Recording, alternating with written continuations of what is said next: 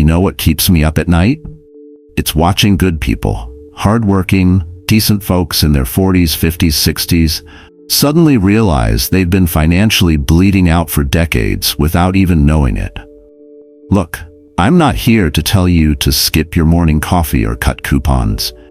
That's amateur advice from people who've never actually built real wealth. What I'm about to share are 5 invisible forces draining your bank account right now. And here's the terrifying part. Our society actually celebrates most of these behaviors. These aren't obvious mistakes like gambling or get-rich-quick schemes. These are normal decisions your neighbors make, your coworkers make, maybe even your parents taught you. But the people who actually become wealthy, they avoid these 5 traps like the plague. Here's what's crazy. You can have a 6-figure income and still fall victim to every single one of these wealth killers. I've seen it happen over and over again. High earners living paycheck to paycheck, wondering why they can't get ahead despite doing everything right. By the end of this breakdown, you'll see exactly what's been holding you back, and more importantly, how to stop the bleeding starting today. So if you're tired of working hard but never building real wealth, this is for you. Drop a comment right now and tell me, I'm ready for the truth. Let's get into it, starting with the most dangerous wealth killer of all. Wealth killer number 1, high interest debt. The first wealth killer is sitting in your wallet right now, and it's slowly strangling your financial future. I'm talking about high interest debt. Credit cards, personal loans, anything charging you more than 10% annually. Here's what most people don't understand. This isn't just costing you money. It's costing you opportunities, freedom, and decades of potential wealth building. Every month, you're making those minimum payments. You're working to make credit card companies rich while your own financial dreams get further away. Let me tell you an ancient story that changed how I see debt forever.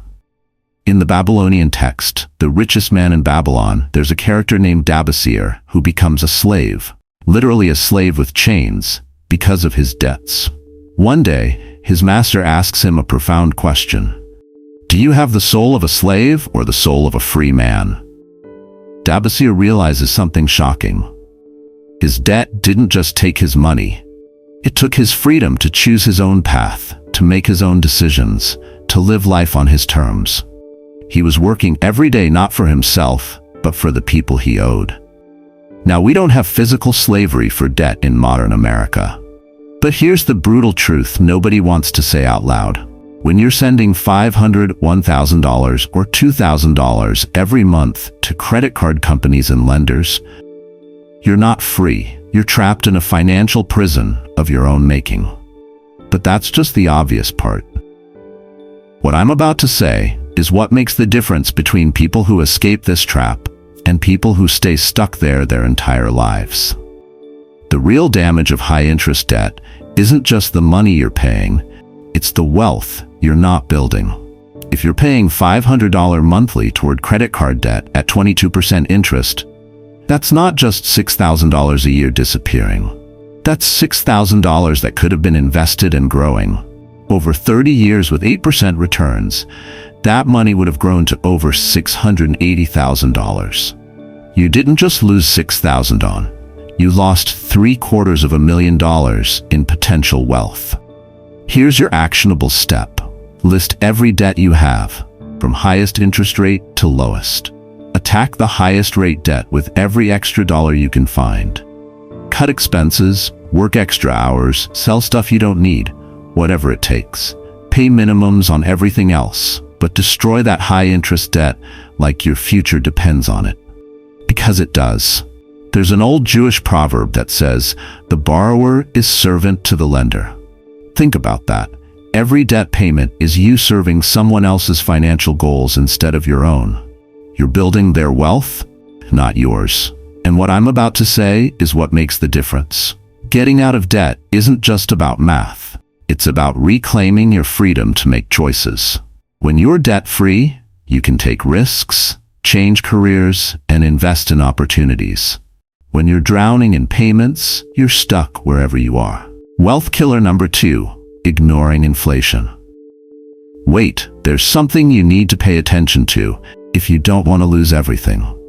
The second wealth killer is happening to your money right now, whether you realize it or not. It's called inflation, and it's the silent thief that makes everything more expensive while making your savings worth less. Most people treat inflation like weather, something that just happens to them. But wealthy people understand that ignoring inflation is like ignoring a leak in your roof. It starts small, but over time it destroys everything.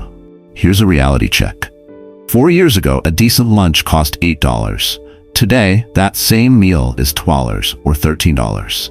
Your weekly grocery bill, which used to be $80, is now $120. Your rent or mortgage payment buys you less house than it did a decade ago. This isn't temporary. This is your money losing purchasing power, and it's accelerating. Let me share a parable that illustrates this perfectly. There's an ancient story about a farmer who stored grain in his barn, thinking he was being wise and cautious. But he didn't realize that rats were getting in through tiny holes in the walls. Every night, a small amount of grain disappeared. The farmer felt secure because he could see that his barn was still full. But years later, when he went to sell his grain, he discovered that half of it was gone, eaten slowly, invisibly, over time. That's exactly what inflation does to money, sitting in checking accounts or low-interest savings accounts. You look at your balance and think, I have $50,000 saved, I'm being responsible. But if that money is earning 0.5% interest while inflation is running at 3 to 4%, you're losing $1,500 to $750 in purchasing power every single year. But that's just the surface. What's behind it is what will startle people. The Federal Reserve targets about 2% inflation annually, which sounds manageable until you do the math. At 2% inflation, your money loses half its purchasing power every 35 years. At 4% inflation, which we've seen recently, your money is worth half as much in just 18 years. If you're 45 years old today and you retire at 65, that safe money in your savings account will only buy half as much by retirement. Here's the actionable solution. Keep 3 to 6 months of expenses in an emergency fund, and that's it. Everything else needs to be invested in assets that historically grow faster than inflation. Index funds, real estate, and dividend-paying stocks. Your money should be working harder than you do. If it's sitting still, it's dying. Here's a chicken soup moment that brings this home. I once talked to a 68-year-old man who kept $200,000 in a savings account for safety his entire adult life. When he finally looked at what that money could buy compared to 30 years ago, he broke down. He said, "I thought I was being careful. I didn't realize I was watching my future disappear." The wisdom here is simple. True safety isn't about avoiding risk. It's about growing faster than inflation destroys. Cash feels safe, but it's guaranteed to lose. Don't jump to conclusions, because what comes next can change your perspective completely. Wealth killer number 3. Staying on the sidelines, not investing. The third wealth killer is the most frustrating one, because it's completely self-inflicted. I'm talking about staying on the sidelines when it comes to investing, watching the wealth-building train leave the station while you stand there with a valid ticket in your hand. Look, I get it. The stock market feels scary. You hear about crashes and volatility and people losing everything, so you wait for the right time to invest. You wait for prices to drop. Then, when they drop, you wait for them to stabilize. When they stabilize, you wait for a better opportunity.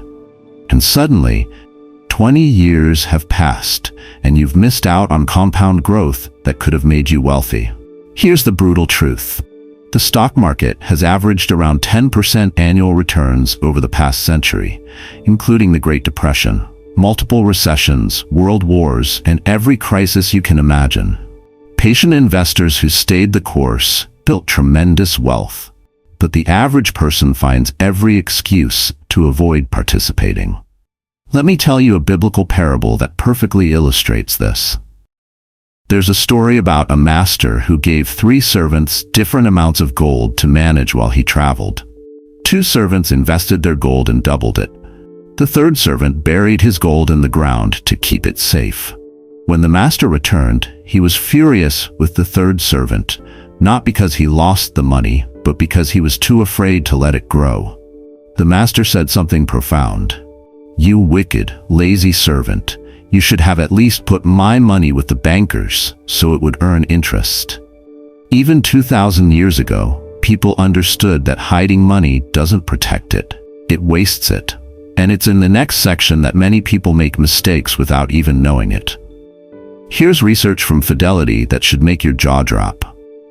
If you invested $10,000 in the S&P 500 from 1980 to 2022 and stayed invested every single day, your money would have grown to over $1 million. But if you missed just the 5 best days during that 42-year period, your gains would be 38% lower. Missing the 10 best days cuts your returns by 55%. The problem? Those best days often come right after the worst days. They happen when fear is highest and when staying invested feels most uncomfortable. The people who panic and sell during downturns miss the recovery that follows. They end up buying high and selling low, the exact opposite of what creates wealth. Your actionable tip: start investing now, not when conditions are perfect. Open a brokerage account today. Set up automatic monthly investments into a low-cost index fund. Start with whatever you can afford. $50, $100, $200 monthly.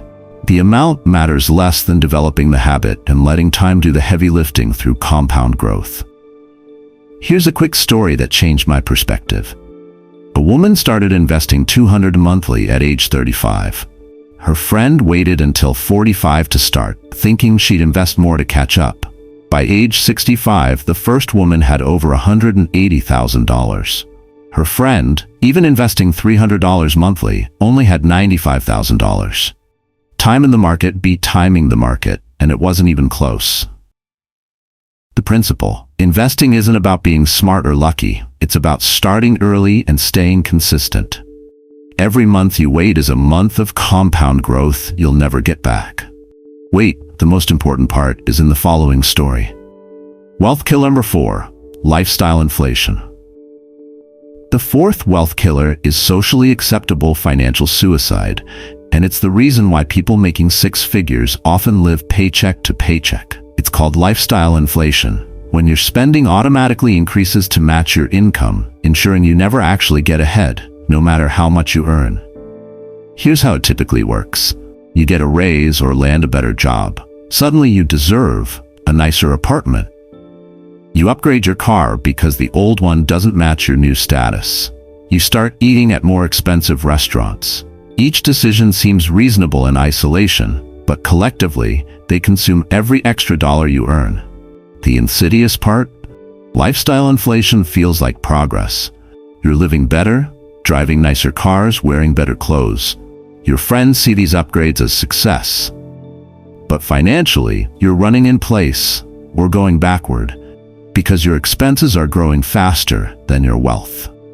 Let me share a story about Benjamin Franklin that completely changed how I see this.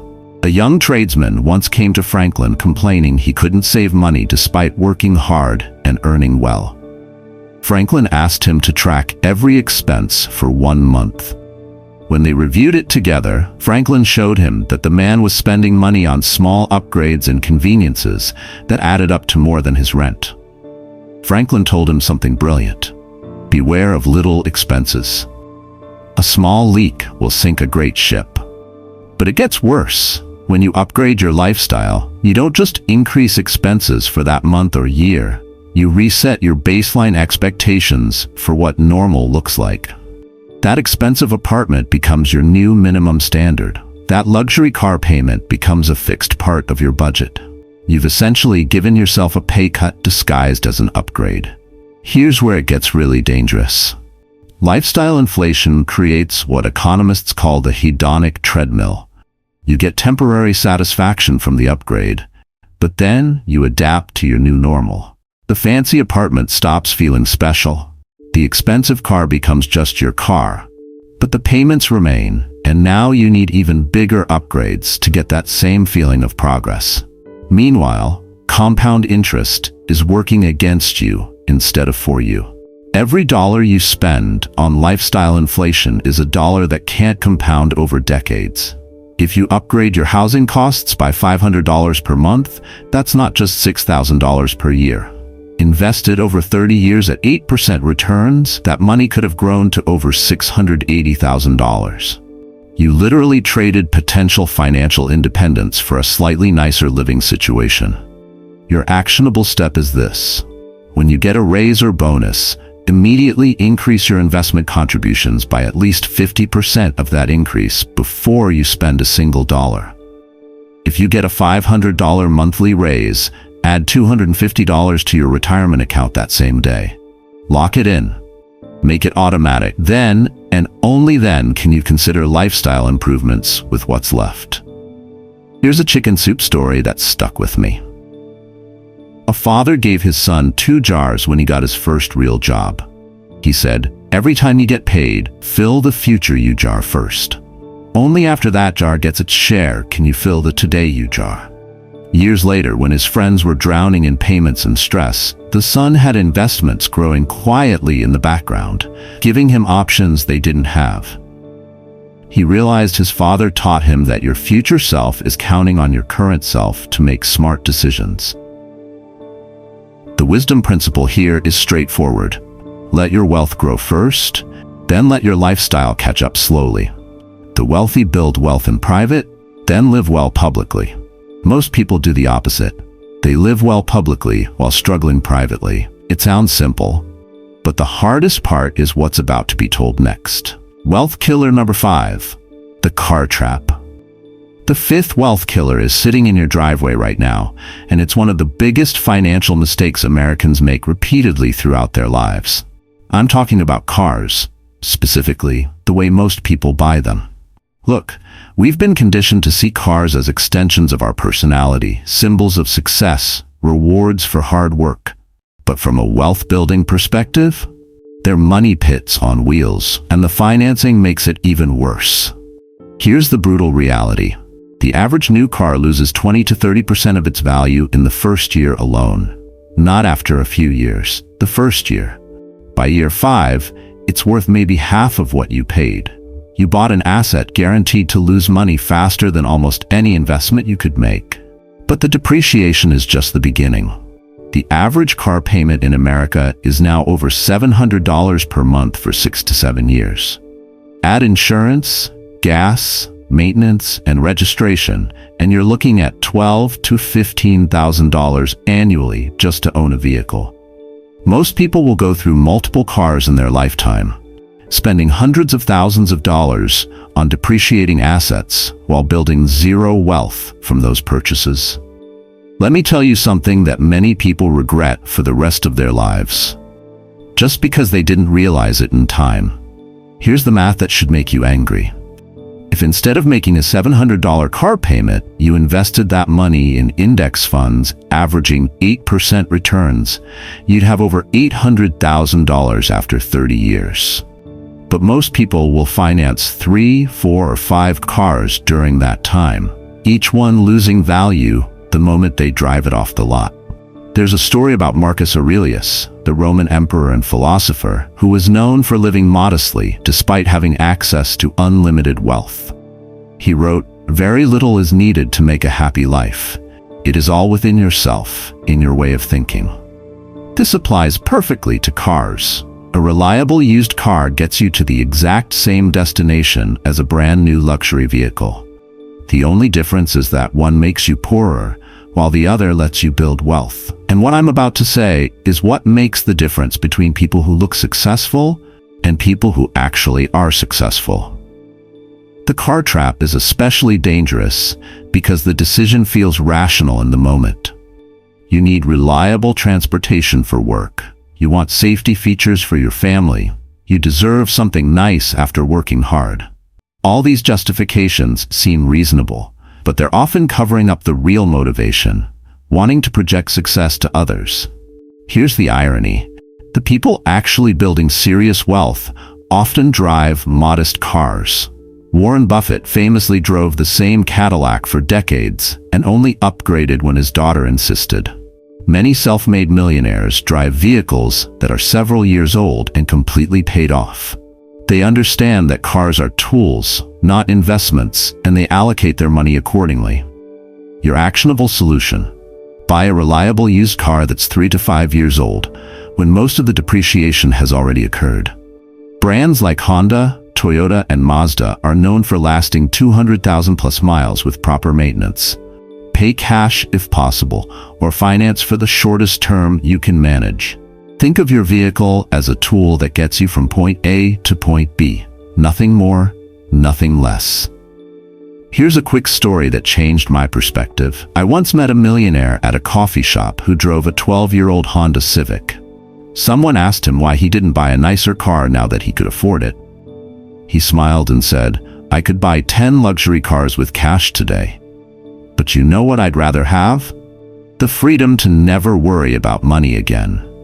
That Honda has given me more wealth than a BMW ever could, because it let my investments grow instead of draining money every month." The principle is this: real wealth whispers while fake wealth shouts.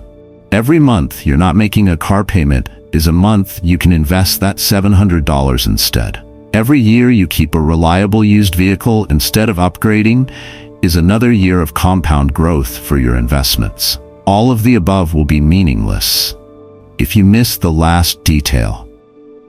Now here's what I need to know from you, and I want you to be completely honest in the comments. Which of these 5 wealth killers has been hitting your wallet the hardest? Is it the high-interest debt keeping you trapped in monthly payments? Is the inflation eating away at your savings while you keep money safe in the bank? Missing out on investment growth because you're waiting for the perfect time? The lifestyle upgrades that consume every raise you get? Or the car payments that never seem to end? Drop a comment right now and tell me which number hit closest to home. Just type 1, 2, 3, 4, or 5. Sometimes just naming the problem is the first step to fixing it. And when you see other people sharing the same struggles, you realize you're not alone in this. If this breakdown is opening your eyes to how money really works, the stuff nobody teaches you in school, do me a favor and hit that subscribe button. Turn on notifications too, because I'm going to keep exposing these financial truths that most people never learn until it's too late. You now know the 5 silent wealth killers that keep hardworking people trapped in financial struggle their entire lives. High-interest debt that chains you to monthly payments while stealing your future wealth. Inflation is silently eroding your purchasing power while you keep money safe in low-interest accounts. Staying on the investment sidelines, missing decades of compound growth because you're waiting for perfect conditions. Lifestyle inflation that consumes every raise and promotion before you can build real wealth. And the car trap. Constantly financing depreciating assets instead of investing in appreciating ones. But here's the truth. Knowing these wealth killers isn't enough. The real question is, what are you going to do about it starting today? I want you to make a commitment right now. Pick one of these wealth killers and decide to eliminate it over the next 90 days. Not all 5. That's overwhelming. Just one. Attack that high-interest debt. Move money from savings into investments. Stop the next lifestyle upgrade and invest that money instead. Keep your current car for 5 more years. Just one change, but make it non-negotiable. Comment "building real wealth" if you're ready to stop the bleeding and start actually becoming financially free. Your commitment might inspire someone else to take action too. And listen, if there's a money topic you want me to break down next, whether it's investing for beginners, side hustles, or how the wealthy actually think, drop that in the comments. I'm here to give you the real truth, not the watered-down advice that keeps you stuck. Remember, small decisions today create massive results tomorrow. Every dollar has a destination, either toward your freedom or away from it. The choice is yours, and the time to choose is right now. Your future self will either thank you or regret what you do next. Make them proud.